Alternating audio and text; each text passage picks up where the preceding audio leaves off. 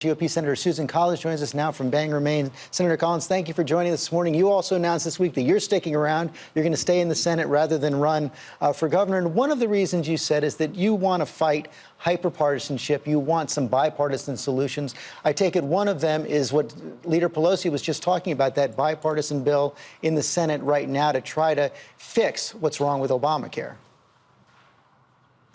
That's absolutely right. I'm a member of the Senate Health Committee, which has been doing really important work to try to stabilize the insurance markets, to ensure that premiums go down and that people are going to have access to health insurance. And that effort's been led by the bipartisan leaders of Lamar Alexander and Patty Murray.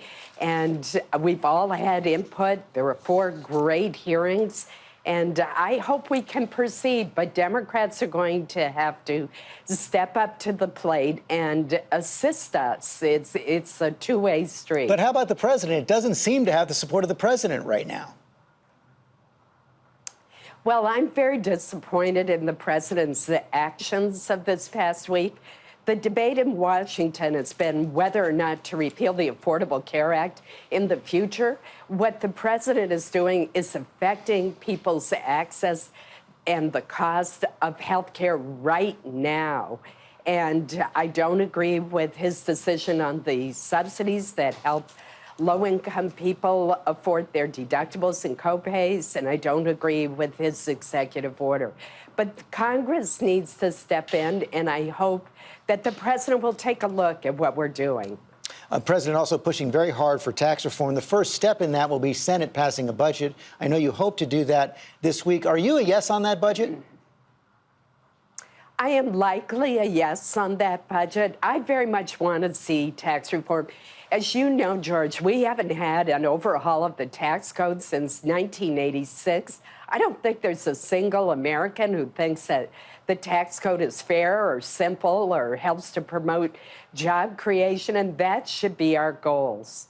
The question is, what kind of tax reform will the Senate end up voting on? Some of your colleagues have pointed out their concerns. Rand Paul says he can't support a bill that increases taxes on the middle class. Bob Corker says he can't support a bill that increases the deficit. What are your conditions?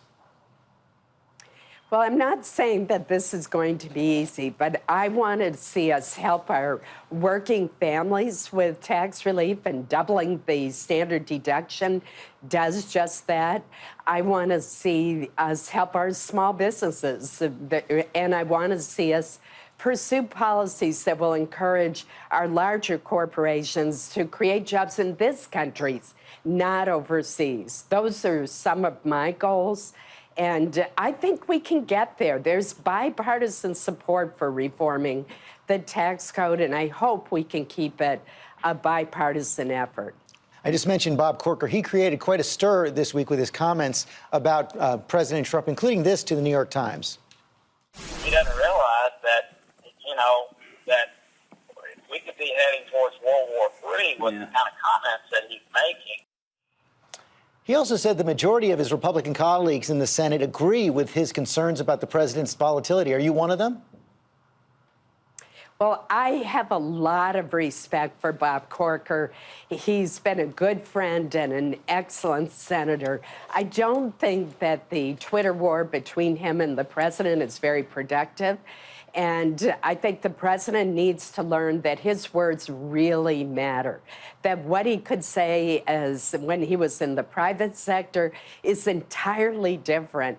Every comment that the president makes, even if it's an offhand comment, like the one he made about the calm before the storm, is scrutinized by both our enemies and our allies. So the president needs to be more careful in his language, but I think that we all need to get back to work on the issues. During the campaign, you wrote that the president's lack of self-restraint was creating the possibility for a more perilous world. Has that come to pass?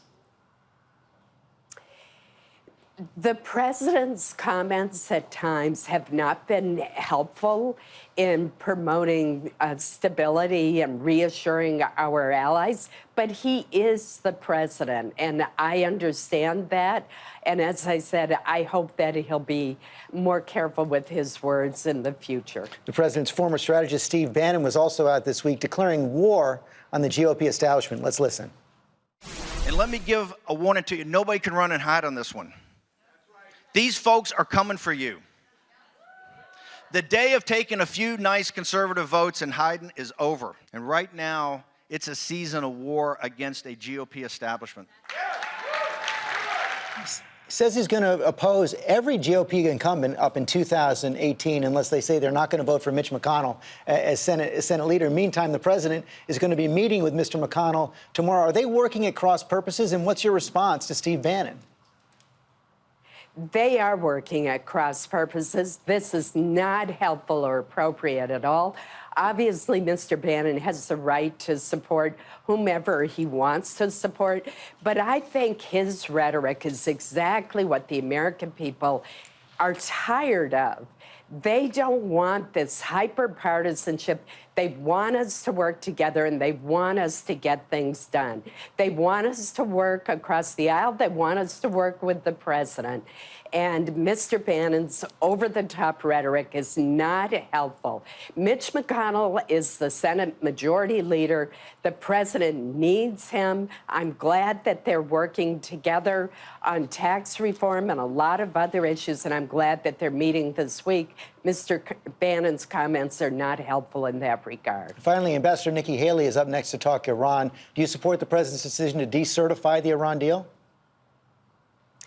It's important to distinguish between what the president did and what he didn't do. He could have reimposed sanctions unilaterally. He could have withdrawn from the agreement. He chose not to do that. Instead, he put a spotlight on two very troubling deficiencies in the agreement, deficiencies which caused not only me, but also the Democratic leader, Chuck Schumer, to vote against the agreement.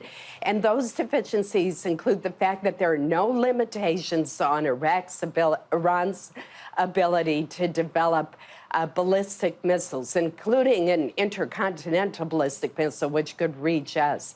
We need to remember that a nuclear weapon is not just the warhead, it's the means of delivery as well.